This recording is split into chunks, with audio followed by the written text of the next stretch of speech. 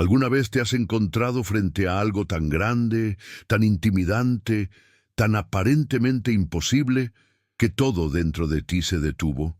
No hablo de un problema común, no hablo de un mal día, ni de una situación incómoda que simplemente requiere paciencia. Hablo de ese momento específico, ese instante en que miras lo que tienes delante y una voz interna te dice con una frialdad aterradora: no hay salida. Ese momento en que el peso de la situación aplasta cualquier esperanza que todavía intentaba mantenerse en pie. Ese punto en que el miedo deja de ser una emoción y se convierte en una convicción. Esto no tiene solución. Si alguna vez estuviste ahí, si en este momento estás ahí, lo que estás a punto de leer puede cambiar por completo la manera en que enfrentas tus batallas. No porque sea una nueva técnica de motivación, no porque sea un conjunto de pasos que garantizan el éxito, sino porque lo que vamos a explorar juntos es un relato antiguo que lleva en su interior verdades que no cambian con el tiempo, verdades que hablan directamente a la situación que tú estás viviendo hoy. Umax, un relato conocido, un mensaje no tan explorado. El texto de 1 Samuel 17, desde el versículo 40 hasta el 53, es probablemente uno de los más famosos del Antiguo Testamento. David y Goliat, el pastor joven contra el gigante imponente. El niño con una honda contra el guerrero con armadura completa. Todos lo conocen, muchos lo han escuchado desde la infancia, y ahí está el problema. Cuando una historia se vuelve demasiado familiar, corremos el riesgo de dejar de escucharla. La damos por conocida. La archivamos en algún rincón de la memoria como esa historia que ya sé, y perdemos la oportunidad de que sus verdades más profundas lleguen a las partes de nuestra vida que más las necesitan. Lo que debería sacudirte, te aburre. Lo que debería desafiarte, simplemente confirma lo que ya creías saber. Por eso quiero pedirte algo. Por los próximos minutos, deja a un lado todo lo que crees saber sobre esta historia. Léela como si fuera la primera vez, porque en sus detalles, en sus matices, en lo que parece secundario, se esconde una de las revelaciones más profundas de las Escrituras sobre cómo actúa Dios en medio de lo que parece imposible. Mupekumano, el escenario, 40 días de silencio. Para entender la magnitud de lo que sucede, necesitamos entender primero el escenario. El Valle de Ela era un punto estratégico en la geografía de Israel. No era cualquier terreno, era un corredor natural que conectaba las tierras bajas con las altas, una ruta de acceso crítica. Quien controlara ese valle, controlaba el movimiento. Quien dominara ese terreno, dominaba también el destino de muchos. Y los filisteos lo sabían. No se habían posicionado ahí por casualidad. Era una maniobra calculada, estratégica, diseñada para presionar, para asfixiar, para crear una situación en la que Israel no tuviera más opción que ceder o enfrentarse a una derrota casi segura. Y en ese contexto surge Goliat. El texto no lo describe de manera poética o simbólica, lo describe con una precisión casi militar. Su estatura, su armadura, su lanza, el peso de su coraza. Era un guerrero de élite. No simplemente un hombre grande, sino un combatiente entrenado, equipado con la mejor tecnología bélica de su época, respaldado por un ejército que lo sostenía detrás. Cada detalle de su presencia comunicaba un solo mensaje: no tienes oportunidad. Y entonces hace algo que va más allá de la guerra física. Sale cada mañana y cada tarde, durante 40 días, y lanza el mismo desafío, la misma burla, el mismo llamado que nadie responde. 40 días. En la Biblia, el número 40 tiene un peso específico. Es el tiempo de prueba, de desierto, de presión sostenida. 40 años en el desierto para Israel, 40 días de tentación para Jesús, 40 días de lluvia para Noé, y aquí, 40 días de un desafío que nadie tiene el valor de responder. Piensa en lo que eso hace con un ejército. El primer día, quizás hay tensión, pero también esperanza. alguien se levantará. El quinto día, la duda comienza a instalarse. El décimo, el desánimo se vuelve pesado. El vigésimo, el miedo se convierte en parálisis. El trigésimo, muchos ya han dejado de creer que la situación puede cambiar. El 40, el silencio se ha convertido en la respuesta oficial.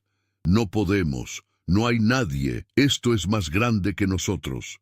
Ese era el ambiente cuando David llegó. No llegó a una batalla vibrante llena de energía y fe. Llegó a un campamento derrotado espiritualmente antes de haber perdido físicamente. Llegó a un lugar donde el miedo ya había ganado la batalla en las mentes, y donde ese miedo interior era más poderoso que cualquier espada o escudo. Y eso es exactamente lo que muchas veces enfrentamos nosotros.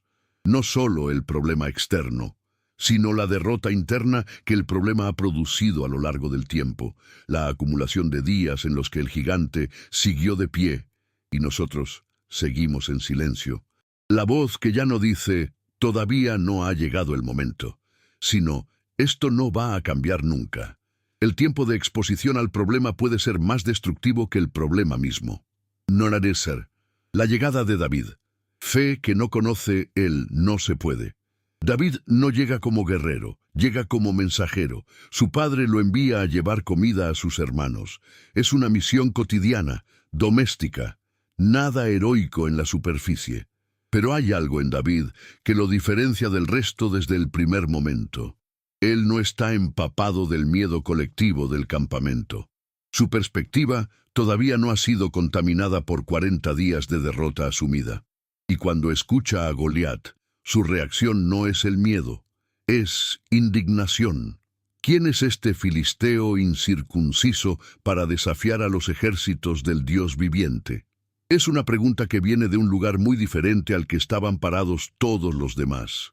Ellos veían a Goliat en relación con sus propias fuerzas.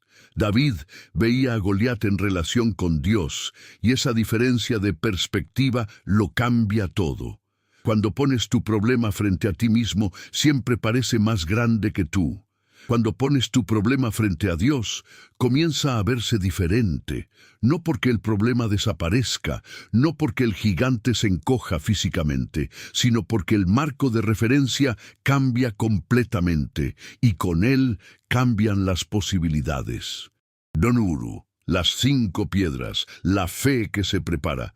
Hay un detalle en el texto que merece detenerse. Cuando David va al arroyo, no toma una piedra, toma 5. Mucho se ha especulado sobre esto. Algunos dicen que era por los 5 hermanos de Goliat, otros que era simple precaución. Pero cualquiera que sea la explicación específica, el mensaje espiritual es claro. David no operaba desde una fe que descansaba en la pasividad o en la irresponsabilidad. Su fe era activa, preparada, práctica. Hay una idea distorsionada de la fe que dice que confiar en Dios significa no hacer nada, simplemente esperar que las cosas cambien por sí solas. Pero esa no era la fe de David. Él confiaba completamente en Dios y también recogía las piedras. Confiaba en la intervención divina y también usaba el arma que sabía manejar. Tenía plena certeza de que Dios pelearía por él, y también corría hacia el gigante. La fe bíblica no anula la acción humana, la potencia. Y la onda que David llevaba no era un juguete infantil como a veces se imagina. Era un arma legítima, usada por expertos militares de la época. En manos entrenadas, podía ser devastadoramente precisa. Y David la había usado. Muchas veces. En el campo, cuando nadie lo miraba, defendiendo el rebaño de su padre. Eso nos lleva a algo fundamental. David llegó al valle preparado porque había entrenado en el campo. Las victorias públicas tienen raíces en disciplinas privadas. Nada más es el campo antes del valle. Las victorias que nadie vio.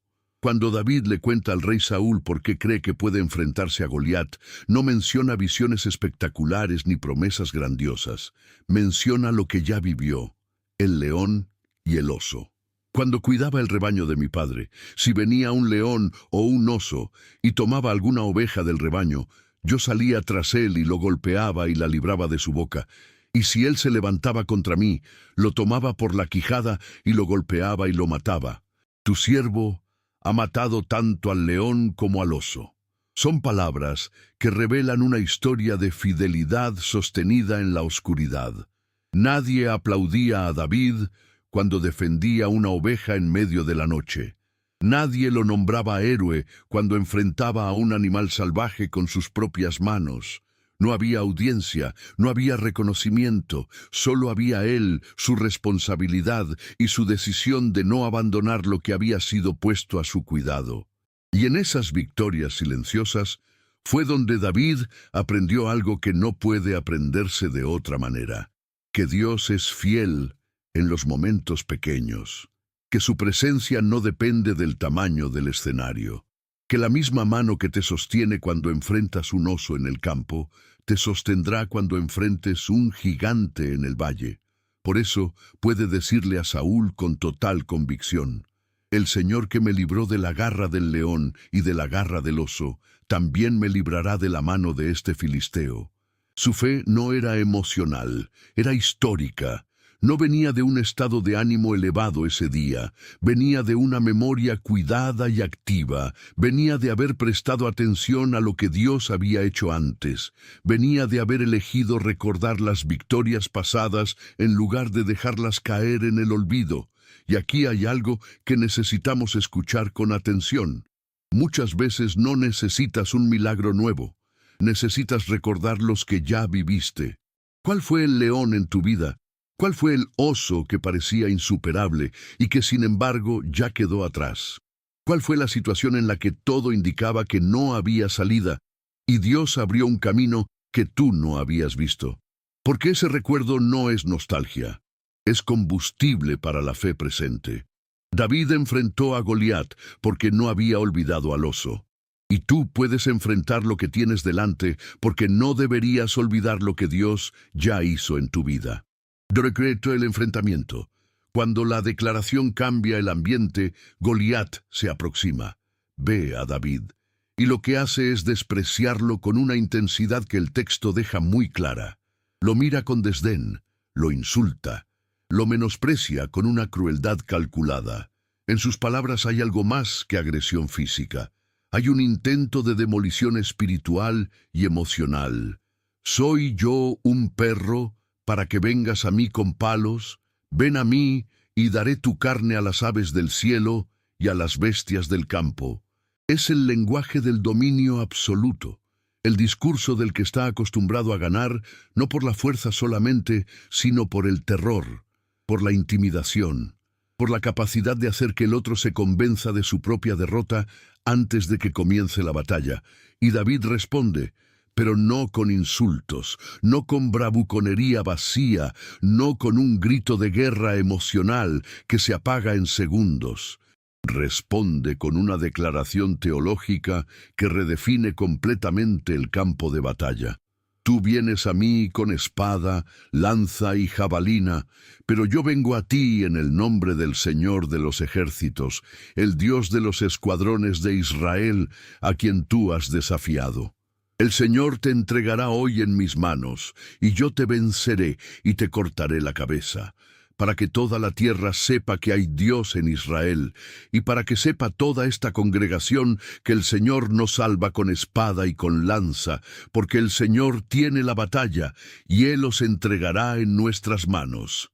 Detente en esas palabras. Yo vengo a ti en el nombre del Señor de los ejércitos. Esto no es solo una frase inspiradora, es una declaración de identidad y de alianza. David no se presenta como un individuo enfrentando a otro individuo.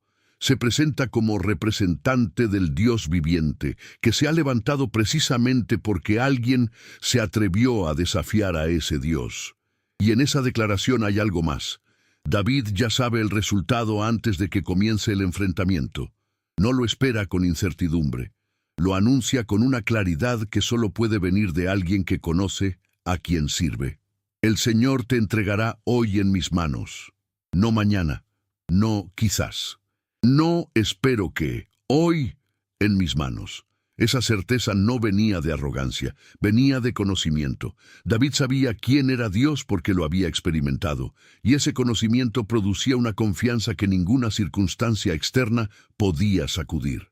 Dista, correr hacia el gigante, la acción que desafía la lógica. Entonces ocurre algo que rompe completamente la lógica humana. David corre hacia Goliat, no avanza cauteloso, no se acerca lentamente con precaución, corre. El texto lo dice con una claridad que no deja lugar a interpretaciones. David se dio prisa y corrió hacia el ejército para encontrarse con el filisteo. Mientras todos los demás retrocedían, él avanza. Mientras todos los demás esperaban en sus posiciones paralizadas por el miedo, él toma la iniciativa. Mientras todos los demás calculaban las probabilidades y llegaban a la conclusión de que no valía la pena arriesgarse, él ya estaba en movimiento. Y ese movimiento no es imprudente. Es el resultado natural de una fe que ha tomado una decisión. Cuando ya sabes que Dios va delante, correr no es temeridad. Es coherencia, es la consecuencia lógica de creer realmente lo que dices creer. ¿Cuántas veces nos quedamos paralizados, no porque no tengamos fe, sino porque nuestra fe no ha llegado todavía a nuestros pies? Creemos con la mente, quizás hasta con el corazón. Pero cuando llega el momento de moverse, algo en nosotros se detiene. Y en ese espacio entre la fe declarada y la fe actuada, el miedo encuentra su hogar. David no tenía ese espacio. Para él, confiar en Dios y correr hacia el problema eran exactamente la misma cosa. Naberiscure, la piedra que voló. Precisión en manos de la providencia, la onda gira. La piedra es lanzada y vuela directo al único punto vulnerable de toda la armadura de Goliat, su frente. No fue suerte, no fue coincidencia. Fue el resultado de años de práctica en el campo, guiados por la mano de Dios en el valle, y Goliat cae. El texto dice que cayó sobre su rostro en tierra, una imagen poderosa, el que durante 40 días se había erguido como símbolo de la imposibilidad, ahora está en el suelo. Lo que parecía permanente e inamovible cayó. Y entonces David hace algo que completa el simbolismo de manera perfecta. Toma la espada del propio Goliat para confirmar la victoria. David no tenía espada al comienzo.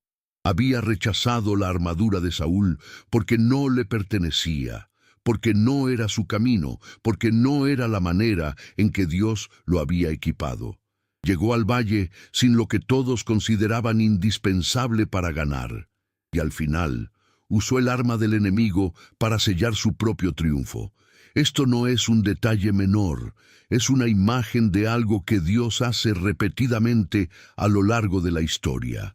Tomar aquello que venía para destruirte y convertirlo en el instrumento de tu liberación. Lo que el enemigo usaba como amenaza, Dios lo transforma en evidencia de su poder. Lo que generaba miedo se convierte en testimonio. Lo que comunicaba no puedes, termina demostrando Dios puede. Danos el efecto en cadena, una fe que desbloquea a otros. Pero la historia no termina con la caída de Goliat. Hay algo que sucede después que a menudo se pasa por alto. Cuando Israel ve caer al gigante, algo cambia en el campamento. El texto dice que gritaron y persiguieron a los filisteos. El ejército que durante 40 días había permanecido inmóvil, paralizado, incapaz de responder, de repente se pone en movimiento. ¿Qué cambió? No recibieron más soldados. No llegaron armas nuevas. No hubo un cambio en las circunstancias externas que de repente hiciera la batalla más fácil. Lo único que cambió fue que una persona decidió confiar en Dios cuando nadie más lo hacía. Una sola acción de fe desbloqueó el movimiento de todos. Esto es algo que vale la pena meditar con profundidad. La fe de una persona puede romper la parálisis colectiva. No porque esa persona sea especial en sí misma, sino porque cuando alguien actúa desde una fe genuina, Algo cambia en el ambiente espiritual que rodea a todos. Piensa en tu familia, en tu grupo, en tu comunidad. ¿Cuántas veces el miedo se ha vuelto el aire que todos respiran? ¿Cuántas veces la parálisis de unos ha reforzado la parálisis de otros en un ciclo que parece no tener fin? Y ahora considera esto. ¿Qué pasaría si una persona decidiera confiar en Dios de manera genuina y visible? ¿Qué pasaría si alguien corriera hacia el gigante en lugar de retroceder? A veces, esa persona necesita ser tú, no porque seas el más capaz, no porque tengas más fe que los demás, sino porque Dios te ha puesto en ese lugar, en ese momento, con esa historia de victorias pasadas que nadie más tiene, para que tu acción de fe abra el camino para que otros también se muevan. No harásla. Después de la victoria, lo que era amenaza se vuelve provisión. El texto continúa relatando que después del triunfo, el pueblo saqueó el campamento de los filisteos. Aquello que había sido símbolo de amenaza y terror se convierte en fuente de abundancia. Lo que había generado miedo ahora genera recursos. Lo que había comunicado derrota ahora es evidencia de la victoria de Dios. Este es un patrón que se repite a lo largo de las Escrituras y de la historia de fe. Dios no solo te saca de la batalla, Dios transforma completamente el escenario. Lo que el enemigo preparó como trampa, Dios lo convierte en provisión. Lo que venía diseñado para disminuirte, termina engrandeciéndote. Y esto tiene implicaciones prácticas para cómo miramos nuestras propias situaciones. No solo cómo salgo de esto, sino qué está preparando Dios al otro lado de esta batalla que todavía no puedo ver. La perspectiva lo cambia todo. Cuando sabes que Dios puede tomar lo que el enemigo usó en tu contra y convertirlo en plataforma para tu siguiente temporada, el miedo pierde parte de su poder. Porque incluso si las cosas no salen exactamente como esperas, sabes que Dios tiene la capacidad de transformar el escenario más allá de lo que tú podías imaginar. No te rindas en el día 40. Hay un momento en toda batalla prolongada en que el agotamiento no es solo físico, es existencial. Es la fatiga de seguir creyendo cuando los días se acumulan sin respuesta aparente. Es el cansancio de seguir orando cuando el cielo parece silencioso. Es la tentación de concluir que si Dios no ha actuado hasta ahora, quizás no va a actuar. Ese momento muchas veces llega justo antes del cambio. No siempre. No como una fórmula automática, pero con suficiente frecuencia como para que valga la pena resistir un poco más cuando todo dice que te rindas. El día 40 en el valle de Ela fue el día en que llegó David.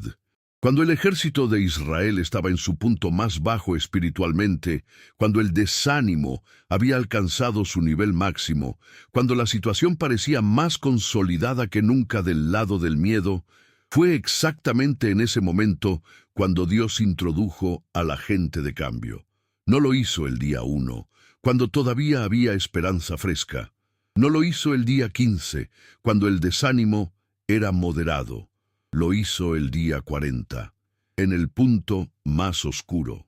Estás en tu día 40. Llevas tiempo enfrentando algo que no cede, algo que sigue en pie mientras tú sigues en silencio. La acumulación de días sin respuesta ha comenzado a convencerte de que la respuesta no va a llegar. No abandones ahí, porque muchas veces es exactamente en ese punto donde Dios actúa. No porque necesite que estés al límite de tus fuerzas, sino porque es en ese punto donde nuestra dependencia de Él es más pura, más honesta, más libre de la ilusión de que podemos resolver esto solos. Caridja, una pregunta que no debes evitar. Antes de concluir, quiero dejarte con algo que no es solo información, sino invitación. Una pregunta que te pido que no respondas de manera superficial. Una pregunta que vale la pena llevar contigo, meditar en ella, dejar que llegue a los rincones de tu historia que quizás llevan tiempo sin ser visitados. ¿Qué ha hecho Dios en tu vida que no deberías olvidar? No lo que ha hecho en general, no lo que has leído que hace, lo que ha hecho específicamente en tu historia, las situaciones en las que no había salida y aparecieron una salida, los momentos en que el miedo era paralizante y algo te sostuvo, las circunstancias en que todo decía que ibas a perder y sin embargo no perdiste. ¿Cuál fue tu oso? ¿Cuál fue tu león? Porque David no enfrentó a Goliat con las manos vacías. Llegó al valle cargando la memoria de lo que Dios ya había hecho. Y esa memoria fue su armadura más real, más poderosa que cualquier cosa que Saúl podría haberle ofrecido. Tu historia con Dios no es solo tu pasado, es tu equipamiento para el presente. Cuando recuerdas lo que Dios ya hizo, no estás viviendo en la nostalgia, estás construyendo la base desde la cual puedes correr hacia el próximo gigante. Nabresin. Lo que este relato quiere decirnos hoy, vivimos en un tiempo de gigantes, no necesariamente gigantes físicos, pero sí situaciones que tienen toda la apariencia de ser más grandes que nosotros, problemas que llevan 40 días o 40 meses o 40 años instalados frente a nosotros. Desafíos que cada mañana y cada tarde levantan la misma voz. No hay salida, no hay esperanza, no hay manera. Y en ese contexto, el relato de David no es una historia para niños. Es una palabra para adultos que han sido desgastados por la acumulación de tiempo, por el peso de la dificultad, por la tentación de rendirse justo cuando Dios está a punto de actuar. El mensaje central no cambia. No es tu espada la que determina el resultado. No es tu estrategia la que garantiza la victoria. No es tu fuerza la que mueve lo que parece inamovible.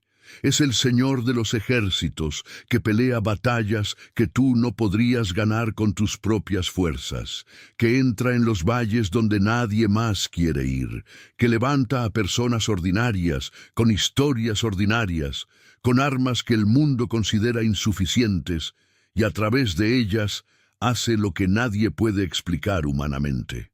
David era un pastor, un chico, el último en el orden familiar, sin entrenamiento militar formal, sin equipamiento apropiado, sin la aprobación de quienes lo rodeaban, y se convirtió en el que cambió el destino de una nación, no porque fuera especial, sino porque había aprendido a confiar en alguien que sí lo es.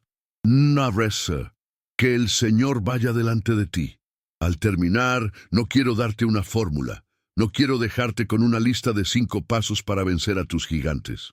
Quiero dejarte con algo más real y más poderoso que eso. Quiero dejarte con la certeza de que el Dios que estuvo en el valle de Ela sigue siendo el mismo hoy.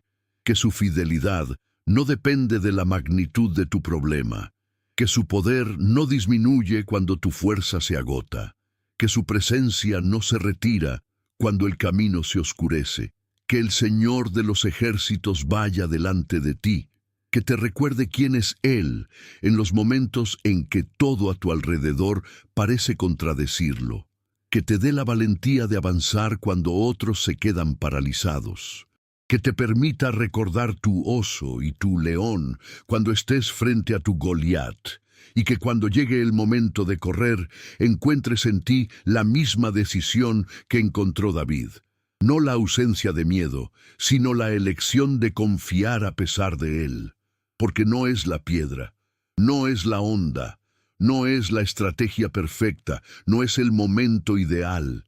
Es Dios quien da la victoria, y ese Dios está contigo hoy. El Señor nos salva con espada y con lanza, porque el Señor tiene la batalla.